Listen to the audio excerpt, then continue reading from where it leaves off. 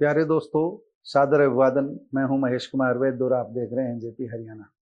दोस्तों, आज भाजपा का स्थापना दिवस है। 6 अप्रैल 1980 को आज ही के दिन भारतीय जनता पार्टी की स्थापना हुई थी। आज की वीडियो में हम आपको बहुत कुछ बताएंगे, लेकिन सबसे पहले सबसे रोचक बात हम आपको बताएंगे कि भाजपा का कमल चुनाव चिन्ह सबसे पहले किस उम्मीदवार को नसीब हुआ था।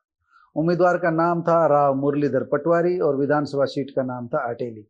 भाजपा की स्थापना के बाद हरियाणा में पहला आम चुनाव बेशक वर्ष 1982 में हुआ था और लोकसभा चुनाव 1984 में हुए थे, लेकिन आम चुनाव से पहले हरियाणा की अटेली विधानसभा सीट पर 1980 में उपचुनाव हुआ था। भाजपा के अस्तित्व में आने के कुछ दिन बाद अटेली सीट पर इसलिए उपचुनाव हुआ था क्योंकि यहाँ के विधायक राव वीरेंद्र सिंह 1980 के लोकसभा चुनाव में सांसद बन गए थे। इस उपचुनाव में भाजपा ने काफी सोच समझकर राव मुरलीधर पटवारी को अपना उम्मीदवार बनाया था, लेकिन उस समय हरियाणा में भाजपा की पूछ कम थी। वह चुनाव बेशक बड़े अंतर से हार गए, लेकिन उनके नाम एक अनूठा रिकॉर्ड दर्ज हो गया।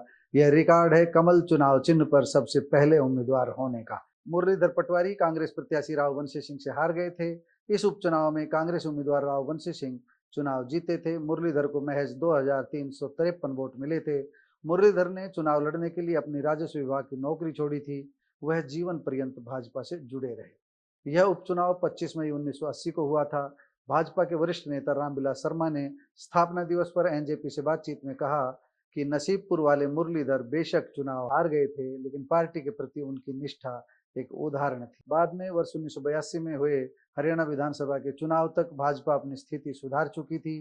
पार्टी ने तब इंडियन नेशनल लोकदल से गठबंधन किया और 6 सीटों पर जीत दर्ज की। इन 6 सीटों में से एक महेंद्रगढ़ की सीट भी थी, जहां से रामविलास शर्मा विधायक बने थे। इसके बाद भाजपा को बार बार गठबंधन करने पड़े। वरिष्ठ नेता हर मंच पर बैसाखी छोड़ो का नारा देकर कार्यकर्ताओं में सालों साल जोश भरते रहे, लेकिन बैसाखी तब छूटी जब 2014 के विधानसभा चुनाव में 47 सीटें पाकर भाजपा अकेले दम पर बहुमत में आई। यह नरेंद्र मोदी का दौर था। अब बात करते हैं लोकसभा की। वर्ष 1984 में भाजपा ने पहली बार लोकसभा का आम चुनाव लड़ा और केवल 2 सीटों पर जीत दर्ज की। इन 2 सीटों में से एक गुजरात की महसाना सीट थी और दूसरी आंध्र प्रदेश की हनाम कोंडा। गुजरात से ए पटेल व आंध्र प्रदेश से रेड्डी चंदू पाटिया पहली बार कमल निशान पर चुनाव जीतकर सांसद बने थे। भाजपा के लिए एक बड़ा झटका था, क्योंकि पार्टी अध्यक्ष अटल बिहारी वाजपेयी तक चुनाव हार गए थे। कांग्रेस 400 पार पहुंची थी। यह इंदिरा गांधी की हत्या से उपजी सहानुभूति लहर का परिणाम था। भाजपा इससे सबसे अधिक प्रभावित हुई।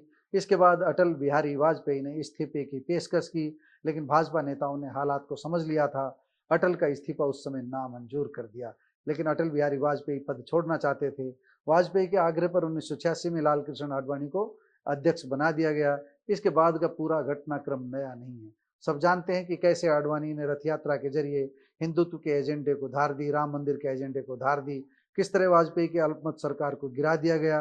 किस तरह 2013 में पार्टी ने प्रधानमंत्री पद के उम्मीदवार के तौर पर नरेंद्र मोदी का नाम घोषित किया और किस तरह पार्टी 2014, 2019 और 2024 में सत्ता में आई। मतलब 1984 की न्यूनतम 2 सीटों से सफर शुरू करने वाली पार्टी ने 2019 में 303 का आंकड़ा पार किया। अब थोड़ा सा विस्तार से। आपातकाल के बाद जब जनता पार्टी का गठन हुआ, तब जनसंघ भी उसमें शामिल हो गया। उस समय का राजनीतिक दल जनसंघ ही 6 अप्रैल 1980 को नई दिल्ली के कोटला मैदान में हुए कार्यकर्ता अधिवेशन में भारतीय जनता पार्टी बना। अटल बिहारी वाजपेयी को भाजपा नाम से अस्तित्व में आई इस नई पार्टी का पहला अध्यक्ष निर्वाचित घोषित किया गया। अगर इससे पूर्व की बात करें तो आरएसएस की अपनी विचारधारा को लेकर छटपटाहट पुरानी रही है। डॉक्टर श्यामा प्रसाद मुखर्जी ने तुष्टिकरण जैसे आरोप लगाकर नेहरू मंत्रिमंडल से जब त्याग पत्र दिया था, तब राष्ट्रीय स्वयंसेवक संघ के ही कुछ स्वयंसेवकों को एक ऐसे राजनीतिक दल की आवश्यकता महसूस होने लगी जिसकी सोच राष्ट्रवादी हो, जो संघ की नीति पर चल सके। इसी सोच को मूर्त रूप देने के लिए 21 अक्टूबर 1951 को डॉक्टर श्यामा प्रसाद की अध्यक्षता में दिल्ली में भारतीय जनसंघ नामक राजनीतिक दल का गठन किया गया। लेकिन 25 जून 1975 को आपातकाल लागू होने के बाद, जब देश के अधिकांश बड़े विपक्षी नेता नजरबंद कर दिए गए या जेलों में डाल दिए गए, तो संघ की चिंता बढ़ी। समाचार पत्रों पर सेंसर व राष्ट्रीय स्वयंसेवक संघ सहित कई राष्ट्रवादी संगठनों पर प्रतिबंध ने जन संघर्ष को तेज कर दिया। तेज होते जन आंदोलन से घबराकर इंदिरा गांधी ने 18 जनवरी 1977 को लोकसभा बंद कर दी और नए जनादेश प्राप्त करने की इच्छा व्यक्त की। उसी दौर में जन नेता जयप्रकाश नारायण की अपील पर विपक्षी दलों ने जनता पार्टी के नाम से नया राष्ट्रीय दल बना लिया, लेकिन चुनाव में समय कम था। इतने कम समय में जनता पार्टी के नाम चुनाव आयोग से हरी झंडी आदि लेना संभव नहीं था, इसलिए भारतीय लोकदल के सिंबल पर चुनाव लड़ा गया, यही जनता पार्टी थी। जनसंघ ने भी राष्ट्र हित में जनता पार्टी में विलय कर दिया, लेकिन जनता पार्टी का प्रयोग अधिक दिनों तक नहीं चला। अंतर्विरोध के चलते यह पार्टी बिखर गई। कांग्रेस भी यही चाहती थी। भारतीय जनसंघ से जनता पार्टी में शामिल हुए लोगों को अलग थलग करने के लिए दोहरी सदस्यता जैसे मुद्दे उठने लगे। आरएसएस से संबंध रखने पर आपत्तियां आने लगी। जब 4 अप्रैल 1980 को जनता पार्टी की राष्ट्रीय कार्य समिति ने यह फरमान जारी कर दिया कि भाई जो भी जनता पार्टी का सदस्य है वे राष्ट्रीय स्वयंसेवक संघ के सदस्य नहीं हो सकेंगे, तब 6 अप्रैल 1980 को भारतीय जनता पार्टी का जन्म हुआ। लेकिन भाजपा के लिए अकेले दम पर कांग्रेस से टक्कर लेना मुश्किल हो रहा था। इस बीच वीपी सिंह की अगुवाई में जब बोफोर्स एवं भ्रष्टाचार के मुद्दे पर गैर कांग्रेसी दल एक साथ आए तो 1989 में विपक्ष सत्ता पक्ष बन गया। वीपी सिंह की सरकार को भाजपा ने बाहर से समर्थन दिया, लेकिन भाजपा अकेले दम पर सत्ता पाने के लिए बेचैन थी। भाजपा ने राम मंदिर के आंदोलन को शुरू कर दिया। पार्टी के तत्कालीन अध्यक्ष लाल कृष्ण आडवाणी ने सोमनाथ से अयोध्या तक रथ यात्रा शुरू कर दी।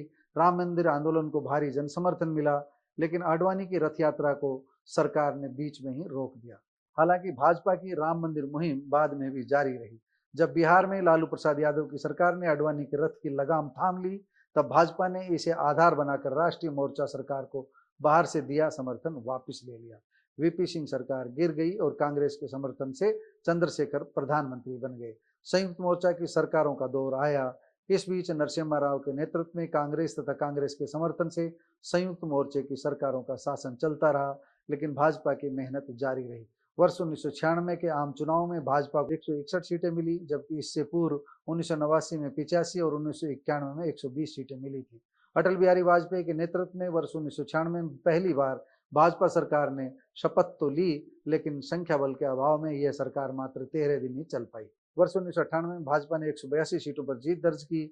यह अब तक का सबसे बड़ा आंकड़ा था, लेकिन अटल बिहारी वाजपेयी को दूसरे दलों से मिलकर राष्ट्रीय जनतांत्रिक गठबंधन की सरकार बनाने में कामयाबी मिल गई।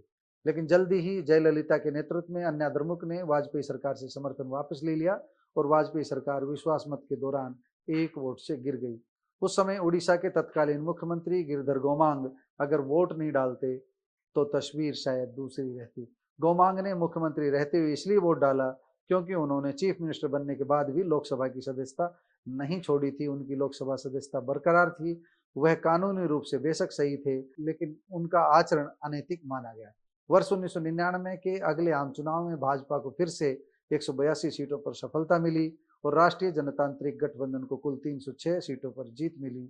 306 सीटों के साथ तीसरी बार वाजपेयी के नेतृत्व में सरकार बनी, लेकिन यह भाजपा की नहीं बल्कि राजग की सरकार थी।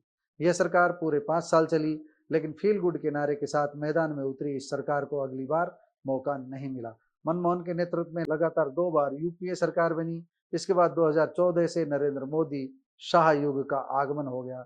26 मई 2014 से लेकर अब तक मोदी राज कर रहे हैं, लेकिन 2014 व 2019 में भाजपा की सरकार थी, जबकि 2024 में राजग की सरकार है। मोदी सरकार की बड़ी उपलब्धियों में राम मंदिर व धारा 370 हटाना शामिल है। दोस्तों, भाजपा की स्थापना से जुड़ी हमारी ये रिपोर्ट आपको कैसी लगी, कमेंट बॉक्स में जाकर बताइएगा जरूर। नमस्कार, धन्यवाद।